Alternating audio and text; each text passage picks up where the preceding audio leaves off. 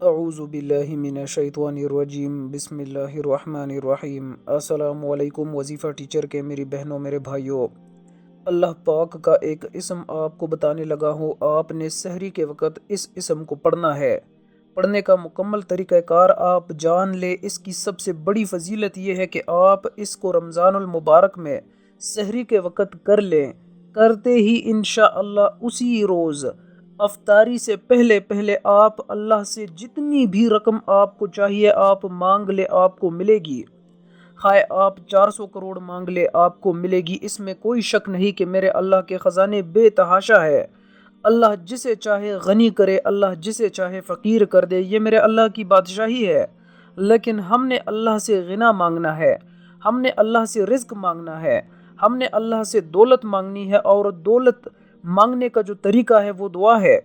اس ماہ رمضان میں سحری کے وقت ایک وظیفہ ہے، آپ کو بتانے لگا ہوں۔ اس وظیفے کو آپ کر لیں، انشاءاللہ آپ اپنی آنکھوں سے اس کے فائدے دیکھیں گے۔ اللہ پاک کا ایک نام صرف اس طرح پڑھ لو جیسے میں آپ کو ابھی طریقہ بتاؤں گا۔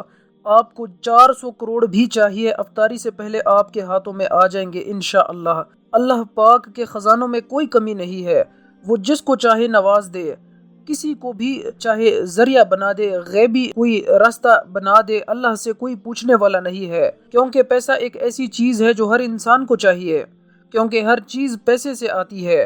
چھوٹے سے لے کر بڑا جو کام ہے وہ پیسے سے ہوتا ہے۔ اگر آپ کے پاس پیسے نہ ہو تو آپ اپنی زندگی گزار نہیں سکتے۔ جس طرح میں نے آپ کو بتایا، جو بنیادی چیزیں ہیں وہ بھی پیسے سے آتی ہے۔ کھانا پینا، کپڑے، رہائش، یہ پیسے سے آتی ہے۔ تو پیسہ انسان کے لیے ضروری ہے، اور یہ اللہ تعالیٰ کی ایک نعمت سے کم بھی نہیں ہے۔ اس کو اللہ تعالیٰ کی نعمت سمجھے، کیونکہ جب انسان کے پاس پیسہ ہوتا ہے تو پھر وہ صدقہ خیرات کر سکتا ہے، غربا کی مدد کر سکتا ہے، اور پیسے کے ساتھ بہت زیادہ نیکیوں کے کام کر سکتا ہے۔ اور اس کے ساتھ ساتھ اور بھی ایسے کام ہیں جو صرف پیسے کی وجہ سے ہوتے ہیں، اور واقعی پیسہ جو ہے وہ اللہ تعالیٰ کی نعمت سے کم نہیں ہے۔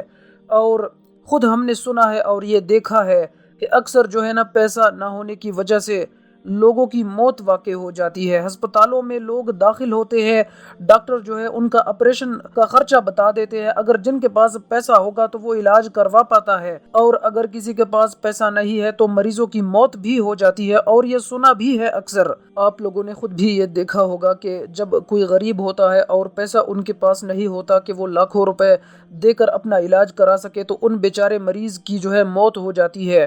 اور یہ ایسا دور چل رہا ہے جہاں کوئی کسی کی مدد نہیں کرتا۔ اللہ پاک سب کو ہدایت دے۔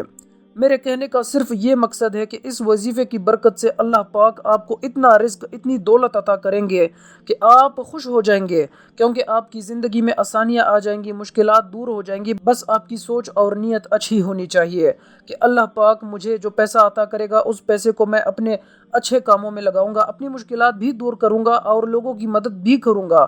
بس یہ سوچ ہونی چاہیے۔ اور اگر پیسے کا اچھا استعمال کیا جائے تو پیسہ اللہ کی بہت بڑی نعمت ہے، جس سے بہت ساری مشکلات دور ہو سکتی ہے جو پیسے کی وجہ سے ہوتی ہے۔ انسان کی زندگی میں بہت زیادہ آسانیاں پیدا ہوتی ہے۔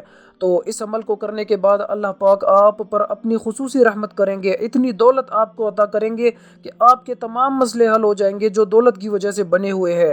اگر آپ کا اپنا گھر نہیں ہے، آپ قرض دار ہے، خواہ آپ کی زندگی میں کوئی بھی مشکلات ہے بڑی سے بڑی، تو انشاءاللہ العزیز اس عمل کو کرنے کے بعد اللہ پاک آپ پر خصوصی رحمت کریں گے۔ اور یہ جو مہینہ چل رہا ہے ماہ رمضان، یہ برکتوں والا عمل ہے۔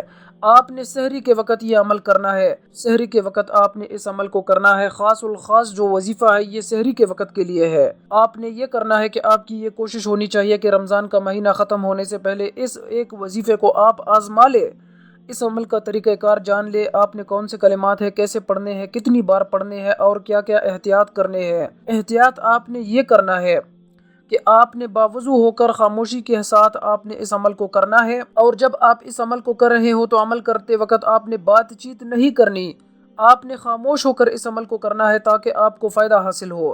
اس میں مرد، عورت، بچہ، بوڑھا کوئی بھی اس عمل کو کر سکتا ہے۔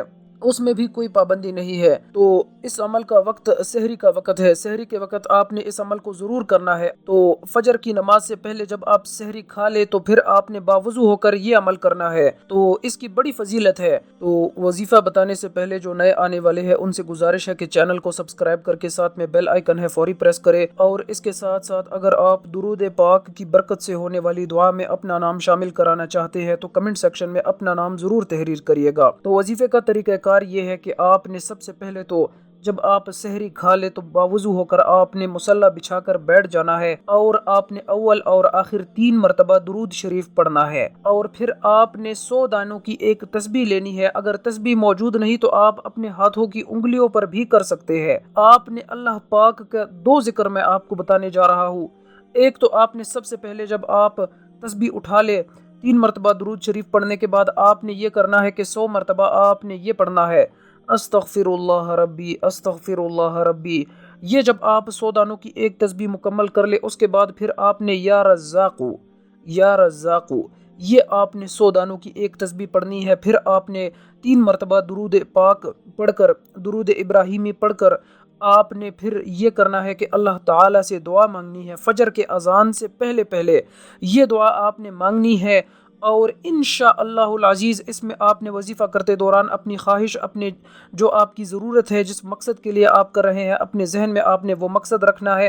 تو انشاءاللہ العزیز افطاری سے پہلے پہلے آپ اپنی آنکھوں سے تماشا دیکھیں گے پھر، کیونکہ اللہ پاک آپ کو اتنی دولت نوازے گا، اللہ پاک آپ کو اتنے پیسے دے گا، آپ کو 400 کروڑ بھی چاہیے آپ کو انشاءاللہ العزیز ملیں گے۔ میرے اللہ کے خزانوں میں کسی چیز کی کمی نہیں ہے میری بہنوں، کسی بھی چیز کی کمی نہیں ہے۔ آپ کو جو چاہیے مانگ لو، اللہ پاک آپ کو دینے کے لیے تیار ہے، لیکن مانگنے کا ایک طریقہ ہے، مانگنے کا ایک وسیلہ ہے، مانگنے کا ایک ذریعہ ہے، مانگنے کا یہ جو بابرکت مہینہ ہے ہمیں ملا ہے، اس میں اللہ سے خوب مانگ لو۔ تو اللہ پاک سے دعا ہے کہ اللہ پاک مجھے اور میرے تمام سننے والوں کو وظیفے پر عمل کرنے کی توفیق عطا فرمائے۔ اللہ حافظ۔